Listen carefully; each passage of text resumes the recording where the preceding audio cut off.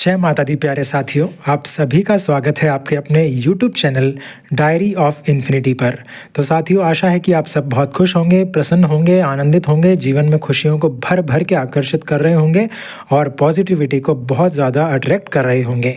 तो साथियों, आज हम बात करेंगे 25 नवंबर 2024 की डायरी को लेकर, जिसमें मैंने लिखा है कि धन्यवाद माँ, स्वप्न में भी मेरे एक पत्नी व्रत धर्म की रक्षा में मुझे परिपक्व बनाने के लिए, जिसके कारण मैं पराई स्त्री से बचने में सक्षम रहा स्वप्न में भी, और मैंने अपने संयम की रक्षा की। तो साथियों, ये क्या बात है, इस पर तो हम बात करेंगे ही।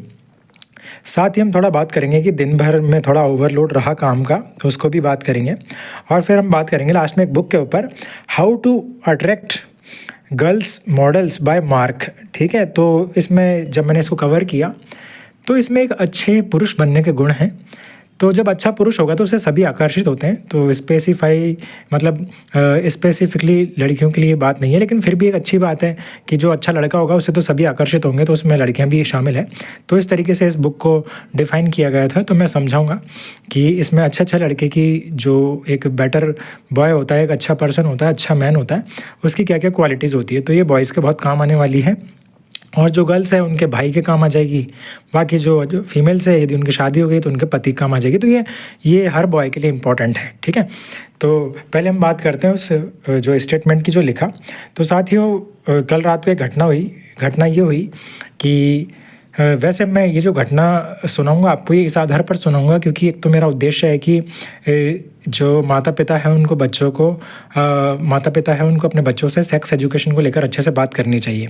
ठीक है, क्योंकि कई बार जब आप बात नहीं करते हो तो फिर वो दूसरे दोस्तों से बात करते हैं, और दूसरे दोस्त इस बात की जिम्मेदारी कभी नहीं लेते कि वो जितनी भी बात करेंगे वो सही है या नहीं है, या कितनी मर्यादा में है या नहीं है। वो बस जो उनके मन में होगा वो बोलेंगे, और आपके बच्चों पर उससे क्या इफ़ेक्ट पड़ेगा फिर इसकी कोई गारंटी नहीं होती है। फिर वो हो सकता है गलत दिशा में चले जाए, हो सकता है उनको वहाँ से निकलने में सालों लग जाए, हो सकता है वो इतना डिप्रेशन में चले जाएगी उनको सुसाइड करना पड़े। तो ये आपकी जिम्मेदारी है कि सेक्स एजुकेशन, यौन शिक्षा जैसे मुद्दों पर आप बात करें। ठीक है, तो एक मेरा ये उद्देश्य है, इस कारण भी मैं इस घटना को डिस्कस करूँगा कल रात वाली।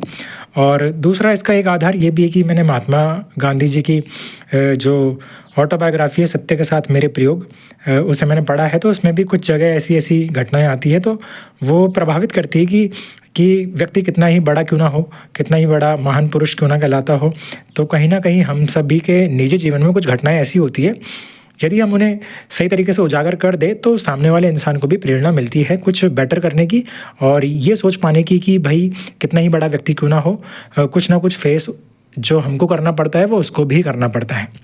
तो साथियों, कल एक सपना आया मुझे, और उस सपने में कुछ ऐसा था कि वैसे भी हम जानते हैं कि सपने में बहुत कुछ हमारे हाथ में होता नहीं है। ठीक है, तो जो सपना था उसमें ये था कि क्योंकि मैं एक बंदा कमिटेड हूँ, मेरे दिल में जिस स्त्री के प्रति, जिस महिला स्वरूप के प्रति सम्मान है या प्रेम का भाव है, समर्पण का भाव है, तो वो एक महिला है। लेकिन जो सपना आया उसमें कोई और महिला जो मेरे साथ थोड़ा क्लोज़ होना चाहती थी, थोड़ा नज़दीक आना चाहती थी। तो इस तरह की कुछ स्थिति थी सपने में। हालांकि मैं पूरी तरह समझा नहीं कि क्या हुआ, लेकिन जैसे ही मेरा हाथ पकड़ा सपने में उस महिला ने, उस पराई स्त्री ने, तो मैं उसका हाथ छुड़ाकर दूर भाग गया। और जब दूर गया तो उसने मेरे को कुछ गुस्सा होकर मुँह फुला के कुछ उटपटांग बातें बोली। खैर वो जो भी बोला हो, लेकिन मैं जब वहाँ से भाग गया और एकांत में जब मैं कहीं गया तो मैं बहुत खुश था। और उसी दौरान फिर मेरी आंखें भी खुल जाती है। जब मेरी आंखें खुलती है तो मैं ये एक चीज़ नोटिस करता हूँ कि मैं बहुत खुश हूँ। तो इस खुशी का कारण ये है कि अब तक तो मैं सोचता था कि मैं चेतना के स्तर पर ही कि एक पत्नी व्रत धर्म का पालन करता हूँ, कि जिनसे प्यार करता हूँ उनके प्रति ही तन मन धन आत्मा से समर्पित हूँ। लेकिन मुझे कल इस बात की खुशी हुई कि मैं सपने में भी ईमानदार हूँ। तो साथियों, इस चीज़ के लिए मैं माता को धन्यवाद देता हूँ कि जब आप एक ही चीज़ की बार बार प्रैक्टिस करते हो, एक ही इंसान के लिए जीने का संकल्प करते हो, तो आपका जो अवचेतन मन है ना, वो भी उस बात को पकड़ ही लेता है, और स्वप्न में भी आपके वो संयम की, आपके पवित्र व्रत की वो रक्षा करता है। तो इस बात के लिए मैं बहुत संतोष महसूस करता हूँ, और ये बात मैंने आपको इसलिए शेयर करी है कि जीवन में जब आप किसी चीज़ को बहुत अच्छे से उतार लेते हो ना, अपने भीतर घोट लेते हो, तो वो चीज़ आपके सपनों में भी वो संकल्प हमेशा आपका साथ निभाएगा। और साथ ही जब भी आप जीवन में किसी के प्रति समर्पित हो, किसी से विवाह करें, तो हमेशा उसके प्रति समर्पित रहें। पवित्र भारत अभियान जो कि जिसकी स्थापना माता के आशीर्वाद से हुई है मेरे द्वारा, तो उसका जो मूल आधार है वो यही है, कमिटमेंट होना चाहिए अपने जीवन साथी के प्रति। तो वही चीज़ मैं चाहता हूँ समाज में, ताकि जितना ज़्यादा कमिटेड युवा होंगे उतना ज़्यादा हम अच्छा better environment, better society, better world, better nation हम बना पाएंगे, एक मजबूत राष्ट्र बना पाएंगे हम। क्योंकि मेरा ऐसा मानना है कि यदि कोई व्यक्ति जो डेडिकेटेड है अपने लाइफ पार्टनर के प्रति, मान लीजिए कि मैं एक पुरुष हूँ, यदि मैं अपने जीवन साथी के प्रति पूरी तरह समर्पित हूँ, तो ऑब्वियस सी बात है कि उनके अलावा सारी स्त्रियाँ मेरे लिए माता समान पूज्य है। और हमारे महान आदर्शों ने ऐसा ही किया है, शिवाजी हो या महाराणा प्रताप हो, तो उनसे प्रभावित हूँ मैं, उनसे प्रेरित हूँ मैं। तो जब ऐसा होगा तो ऑब्वियस सी बात है, बलात्कार जैसा कंसेप्ट कहाँ जीवित रह सकता है, संभावना ही नहीं है। और फिर जो ऐसा व्यक्ति होगा वो अपनी पत्नी का सम्मान भी करेगा, तो घरेलू हिंसा फिर कहाँ जीवित रहेगी, वो भी समाप्त हो गई। और जब अपनी पत्नी का वो ध्यान रखेगा, हर तरीके से केयर करेगा, तो उनकी आने वाली पीढ़ी भी कितनी अच्छी होगी। वो बहुत अच्छे बच्चों को जन्म देंगे, बहुत ही अच्छे से उनकी परवरिश करेंगे, बहुत अच्छी फिर आगे की जनरेशन को लीड करेंगे। तो मेरा ऐसा मानना है कि यदि व्यक्ति कमिटेड है और वो अपने जीवन साथी के प्रति पूरी तरह समर्पित है, तो समाज में जो अन्य पराया वर्ग है, पराई स्त्री हो या पराया पुरुष हो, तो उनके प्रति ऑटोमेटिक उनके मन में सम्मान का भाव होता है। और जब विकार की भावना ही मिट जाती है, अपने जीवन साथी के प्रति पूरा समर्पण होता है, तो वो बहुत ही खुशहालग्रस्त जीवन भी जीते हैं, घरेलू हिंसा भी नहीं होती है, अच्छे बच्चे होते हैं, उनकी अच्छी परवरिश भी होती है, अच्छे संस्कार भी मिलते हैं, अच्छा चरित्र निर्माण भी होता है। और यही तो चाहिए एक अच्छे समाज के लिए, यही तो चाहिए अच्छे देश के लिए, यही तो चाहिए एक बेटर वर्ल्ड के लिए। तो मैं इस बेसिक फाउंडेशन को फॉलो करता हूँ, because I am the leader of पवित्र भारत अभियान। तो ये मेरा दायित्व भी बनता है कि एक कमिटमेंट के लिए मुझे जीना है, चाहे सेक्रीफाइस करना पड़े तो मैं करूँगा।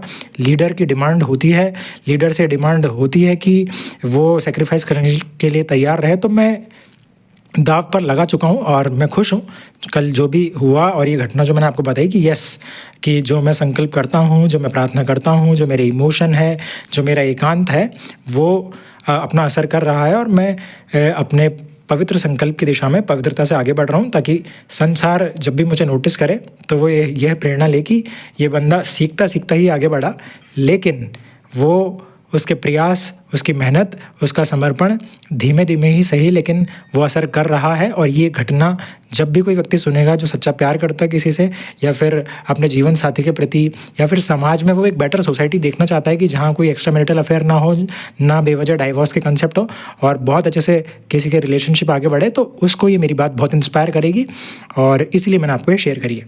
तो साथियों, ये हुआ इस घटना का किस्सा।